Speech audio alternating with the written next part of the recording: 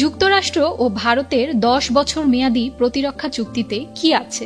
বৈরিতার মধ্যে হঠাৎ কেন স্বাক্ষর করা হলো এই চুক্তি? প্রতিরক্ষা চুক্তির আওতায় কি নতুন সুবিধা পাবে ভারত? এ বিষয়ে চীন এবং পাকিস্তান কি ভাবছে?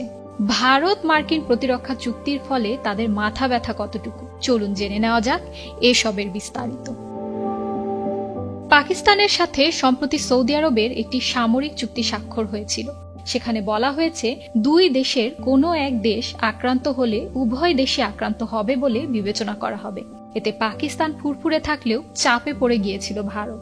এবার ভারত সেই হতাশা কাটিয়ে উঠেছে। তারা যুক্তরাষ্ট্রের সাথে 10 বছর মেয়াদী একটি প্রতিরক্ষা চুক্তি স্বাক্ষর করেছে।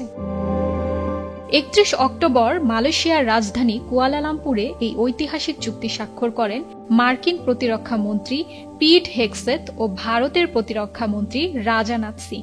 এই চুক্তির লক্ষ্য হল আঞ্চলিক স্থিতিশীলতা, যৌথ প্রতিরক্ষা সহযোগিতা ও প্রযুক্তি স্থানান্তরকে আরও জোরদার করা। চুক্তির আওতায় দুই দেশের মধ্যে গোয়েন্দা তথ্য ও সামরিক প্রযুক্তি বিনিময়, যৌথ অস্ত্র উৎপাদন, সাইবার প্রতিরক্ষা সহযোগিতা এবং যৌথ সামরিক মহড়া আরও বাড়ানো হবে বলে জানা গেছে। সবচেয়ে গুরুত্বপূর্ণ দিক হল দুই দেশের সেনানৌ ও বিমান বাহিনী এখন থেকে একে অন্যের ঘাঁটি ব্যবহার করতে পারবে জ্বালানি ভরতে, রসদ নিতে বা জরুরি মেরামতের জন্য। এই প্রক্রিয়াটি রিপ্লেনিশমেন্ট নামে পরিচিত। তবে অনেকের মতে এই চুক্তির মূল লক্ষ্য চীনের ক্রমবর্ধমান সামরিক শক্তিকে মোকাবেলা করা। এর ফলে ভারত ও যুক্তরাষ্ট্রের যৌথ উপস্থিতি ইন্দো প্যাসিফিক অঞ্চলে নতুন ভারসাম্য আনবে বলেই ধারণা করা হচ্ছে। রাশিয়া থেকে তেল কেনা নিয়ে যুক্তরাষ্ট্র ও ভারতের সম্পর্ক বলতে গেলে তলানিতে ঠেকেছিল। এর মধ্যেই এমন চুক্তির ফলে নিঃসন্দেহে দুই দেশের প্রতিরক্ষা সম্পর্ক এক নতুন উচ্চতায় পৌঁছাবে।